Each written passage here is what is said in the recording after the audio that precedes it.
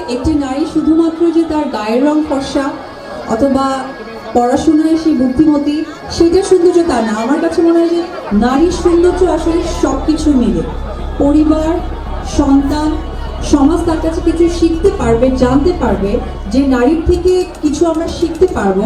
আমার মনে হয় সেই নারী সবচেয়ে বেশি সুন্দর।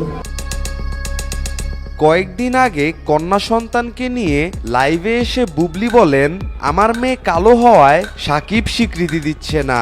বুবলির এমন মন্তব্য নিয়ে অপু বিশ্বাসকে প্রশ্ন করা হলে অপু জানায়, বুবলি কি সুন্দর নাকি যে ওর মেয়ে সুন্দর হবে?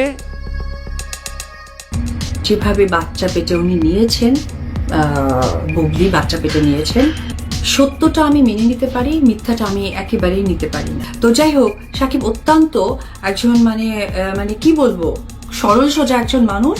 এই সরল সোজা মানুষকে উনি যা তা ওনার মতো করে ইউজ করতে পেরেছে। অপু বিশ্বাস আরো জানায়, সাকিবের দুই ছেলেই দেখতে ফর্সা, তাহলে মেয়েটা কেন কালো হলো? আমি আগেই বলেছিলাম এই মেয়ে সাকিবের না। দেখলেন তো, প্রকৃতি নিজেই তার রূপ দেখিয়ে দিয়েছে। গায়ের রঙই প্রমাণ করে দেয় এই মেয়েটির আসল বাবা সাকিব নয়, অন্য কেউ।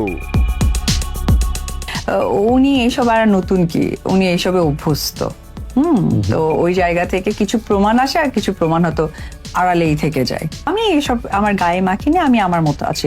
কারণ আমার তো ওনাকে নিয়ে কথা বললে আমারই প্রবলেম, মানুষ মনে করে, ভাবে যে অপুই সব বলে। আর মানে উনি একেবারে ধোয়া তুলসীর পাতা। একদিক দিয়ে অপু বিশ্বাসের কথা একদম ঠিক আছে, সাকিব বুবলি দুজনেই খুবই ফর্সা, তাহলে তাদের মেয়ে কেন কালো হলো? আর এদিকে সাকিব ডিএনএ টেস্টের রিপোর্টের অপেক্ষায় আছে। রিপোর্টটা আসলেই সব একদম ক্লিয়ার হয়ে যাবে।